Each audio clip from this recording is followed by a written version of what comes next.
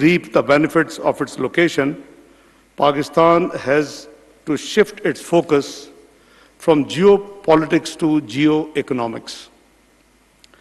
Pakistan is the fifth largest country on the globe, which means massive business potential and huge markets. Something alluded to by international financial businesses in 2006 when the fourth generation war was in full swing. Pakistan is focusing on economic diplomacy to increase Pakistan's economic footprints globally. Economics has to pave the way for national political interests. This is an essential aspect of selling to all countries, all things, every time, and to everyone. Ladies and gentlemen, Pakistan's vision of economic security has traditionally been based on four core principles: connectivity, development partnership, socio-economic uplift, and peace within and beyond Pakistan borders. We are adding the following to this list: protection of the markets from undue volatility and disruption, controlling input costs, ensuring uninterrupted supply lines, and above all, ensuring continuous cycles of economic reforms which help achieve all these aspects. Ladies and gentlemen, in the context of geoeconomics, our priority in our own South Asia is the least geographically connected region of the world. Pakistan aims to focus on regional connectivity to change this reality. Regional cooperation and peace are important to tackle human security challenges, including climate change, food shortage, and water scarcity. Pakistan is actively leveraging its presence in SAARC, SCO, and ECO. Moreover, CPEC provides an effective platform to convert the regional connectivity into a global economic partnership. According to IMF World Economic Outlook for 2023, the global growth is expected to slow down to 2.8% in the current calendar year 2023 due to rising interest rates and Russia-Ukraine conflict, but China's reopening may positively impact growth in the coming years. Global inflation is expected to decline from 8.7% in 2022 to 7% in the current year 2023 on account of lower commodity prices, but it is still projected to remain above pre-pandemic levels. Trade volume growth in 2022 were at 2.7% compared to 9.4% in 2021, and the value of world merchandise trade was 12% in 2022, inflated by high global commodity prices.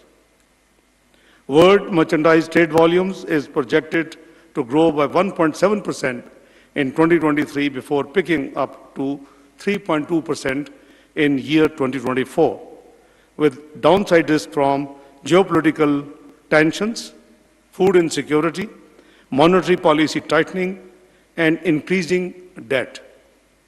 Let me share with you some of the important events that have impacted global economic activity in the last 1 year. The first of all, Russia-Ukraine war. The Russian-Ukraine war conflict started from February 2022, has surely disrupted the global economic recovery from COVID-19, causing shockwaves across financial and commodity markets, driving up inflation through increasing commodity prices, disrupting trade and supply chains, reducing business confidences, and increasing capital outflows from emerging markets, with energy and food prices surging rapidly and posing a challenge for developing economies, including Pakistan. Ladies and gentlemen, the second important event, in my opinion, is US-China trade disruption. A US-China trade disruption had harmed the global economy by reducing economic activity for countries imposing and subject to tariffs and causing collateral damage to countries on the sidelines. However, the trade war has increased trade among other countries, stimulating globalization and proving to be an opportunity for other nations due to the spillover effect of the deteriorating economic and political relations between the two superpowers. 3. Low-intensity conflicts. There are low-intensity conflicts which disrupt economics and supply chains. The fourth is COVID variant. COVID-19 pandemic caused a massive collapse in human capital at critical moments in the life cycle, derailing developments for millions of children and young people in the low and middle income countries. Regional bloc, Chinese efforts to work with Iran and Saudi Arabia. The Iran and Saudi Arabia agreement to re-establish relations after years of hostility that have threatened stability and security in the Gulf and helped fuel conflicts in the Middle East from Yemen to Syria. It's a very welcome sign. China played key role as a mediator in resolving these long-standing issues between the regional foes. Let me share with you that Pakistan did attempt when Prime Minister Nawaz Sharif was the Prime Minister of Pakistan during 2013-18. We made a serious attempt at that time. Prime Minister Nawaz Sharif, Army Chief General Rahis Sharif, and myself as Finance Minister, we visited Saudi Arabia and we offered to mediate what China has done now, but at that time, unfortunately, we could not succeed at the request of the countries who matter. Tehran and Riyadh recently agreed, and it's a very welcome, as I said, to resume diplomatic relations and reopen embassies within 2 months. The agreement includes their affirmation of the respect for the sovereignty of states and the non-interference in international affairs. Let's talk of a global development agenda. The Sustainable Development Goals, commonly known as SDGs, and also known as the Global Goals, GGs, were adopted by the United Nations in 2015 as a universal call to action to end poverty, protect the planet, and ensure that by 2030, all the people enjoy peace and prosperity. At the heart of 2030 agenda are 5 critical dimensions. I call it 5 Ps: people, prosperity, planet, partnership, and peace. The 17 SDGs are integrated. They recognize that actions in one area will affect outcomes in others, and that development must balance social, economic, and environmental sustainability. Ending poverty and other deprivations must go hand in hand with strategies that improve health and education, reduce inequality, and spur economic growth. Economic security as fundamental of national security. The Constitution of Pakistan speaks of economic fundamentals in very clear terms, in that it is bedrock of our society. Economic security of Pakistan is the foremost priority within the overall security calculus, because a well-functioning, dynamic, and robust economy can only help to bolster the other pillars of national security. Loss of economic security, ladies and gentlemen, especially allowing any form of interference in domestic markets, economic backwardness, and failure to create jobs leads to social conflict, political instability, and weakens national security. Economic insecurity leads obviously to erosion of national security and national sovereignty. Pakistan is one of the most susceptible countries to climate change, which has huge economic cost in the form of floods, lower farm productivity due to water scarcity, and lower worker productivity due to harsh environmental conditions. To mitigate these risks, Pakistan should take steps to ensure food security for a fast-growing population, invest in resilient agriculture and infrastructure, water management practices, and effective management of groundwater. Cognizant of this fact, the present government is strongly committed to manage the national economy in a most efficient and effective manner, both at the macro and micro levels, to achieve higher, sustainable, and inclusive economic growth. Let me discuss with you domestic situation.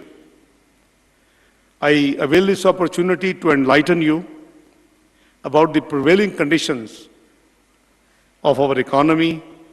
What was it a year before when a new government was installed, and how we intend to deal with the deep challenges, and what are our plans to overcome our economic problems. Ladies and gentlemen, this government inherited unsustainable economic growth due to the severe macroeconomic imbalances.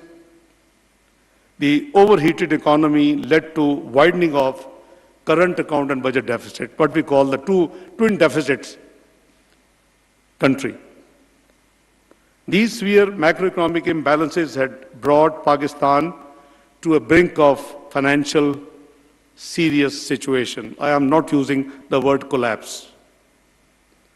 The IMF program was off track as the previous government not only reneged on its commitments, but also took 180-degree opposite steps before it was, through a constitutional move, voted out. On the external side, the trade deficit had widened to $39.7 billion in the fiscal year 2022. The current account deficit was $17.4 billion. Due to poor economic governance, our foreign direct investment had declined to $1.9 billion. High trade deficit, current account deficit, led to state bank forex reserves to a declining trend. On the fiscal side, the deficit was at 7.9% of GDP.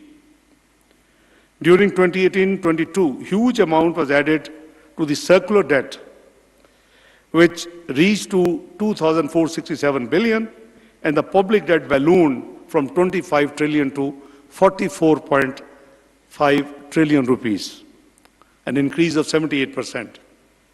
If you look into public debt and liabilities, that figure ballooned from 30,000, just under 30 trillion or 30,000 billion rupees to 54.5 trillion, which was 79% increase in a period of just 4 years. The unprecedented floods affected all sectors of the economy. Overall damage is estimated to be $14.9 billion. Loss to the GDP, if added $15.2 billion, it makes over $31 billion loss to Pakistan economy due to the floods catastrophe Pakistan witnessed during the year 2022. The UNDP, Asian Development Bank, European Union, World Bank, assisted by the Pakistan Planning Division, has estimated that Pakistan will require $16.3 billion for the rehabilitation and reconstruction work.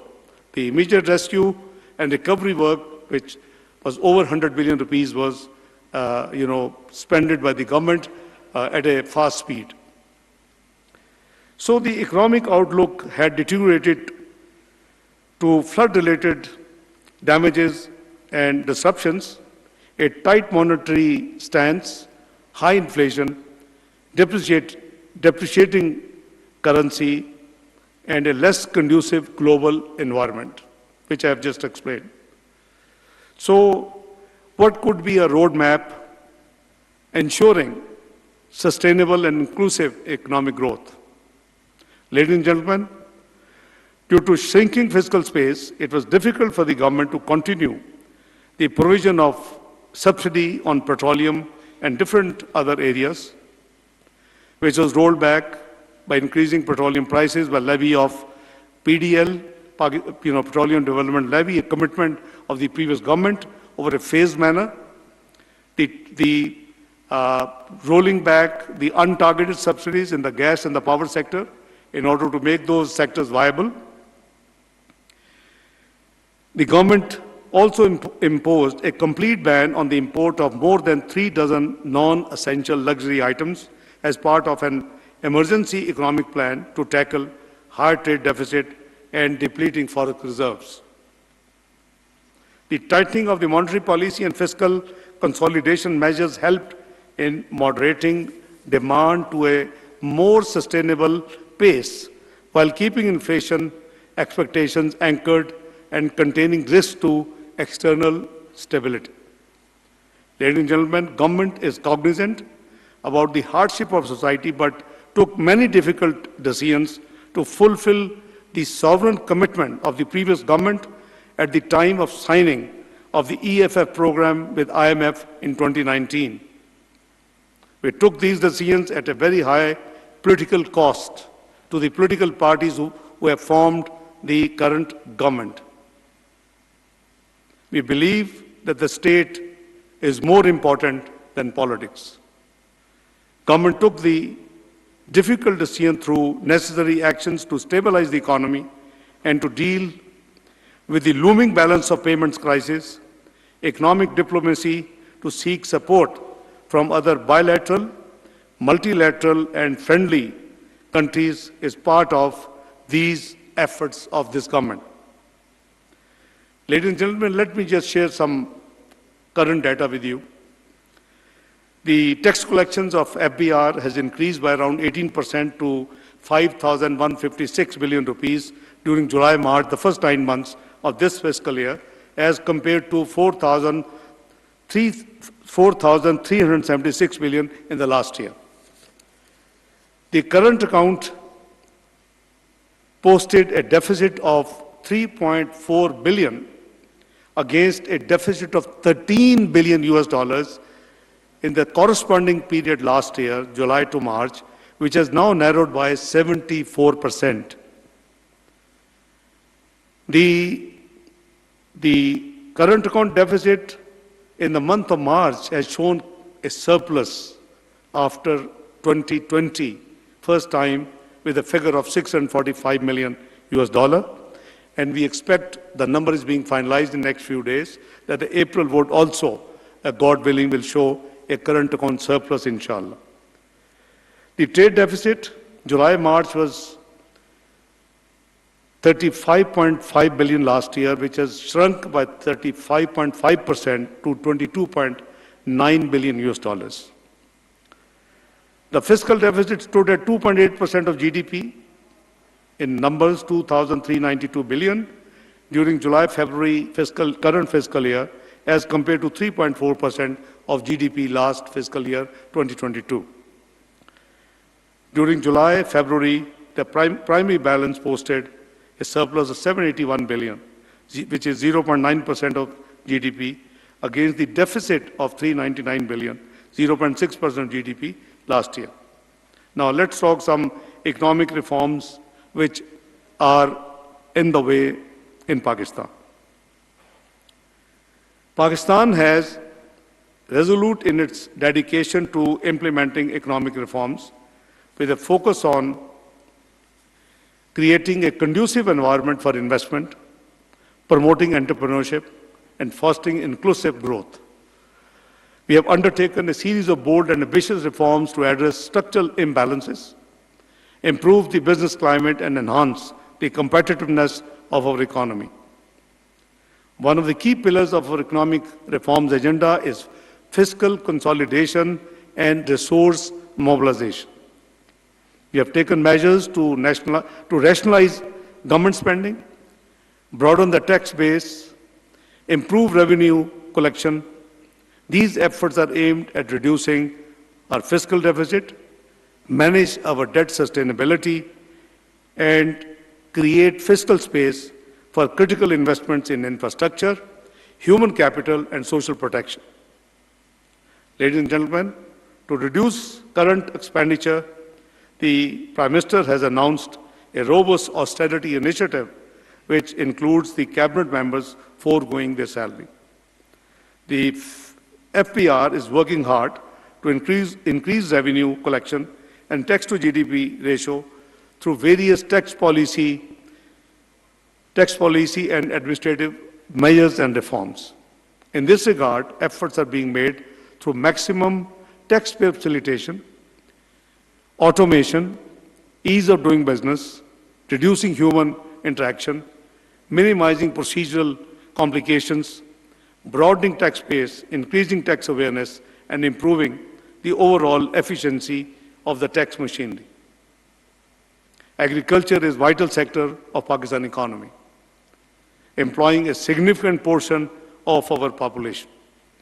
Our government has implemented agriculture sector reforms, including incentives to the livestock sector, increase crop yield, and modernize the agriculture sector with increase the use of the machine, modernizing irrigation and provision of quality seeds, withdrawal of sales tax on supply of tractors, agriculture implements through a 1,700 billion rupees Kisan package.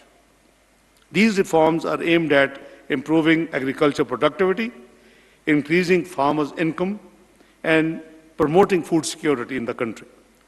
The recent bumper crop of wheat is, alhamdulillah, an outcome of this initiative. Another critical area of reform is improving the ease of doing business in Pakistan. We have implemented measures to simplify regulatory procedures, streamline business registration, and enhance contract enforcement. These reforms are aimed at attracting both domestic and foreign investment, stimulating entrepreneurship, and creating employment opportunity for our youth. Government has approved greenfield industrial policy to encourage industry to adopt new efficient technologies. The government is also focusing on promoting innovation and technology in the industrial sector. This will help businesses become more competitive and will lead to development of new industries and products in the country. The industrial sector has the potential to contribute significantly to the country's exports and foreign exchange earnings. The government is committed to support businesses to increase their export capacity and access new markets. The government is also working on promoting small and medium enterprises, SMEs, to ensure inclusive economic growth and reduce poverty in the country. Ladies and gentlemen, government is also working to overcome the energy-related issues. For the purpose, solar policy and power sector indigenization plan are in progress to generate adequate renewable energy. Further, government is concerned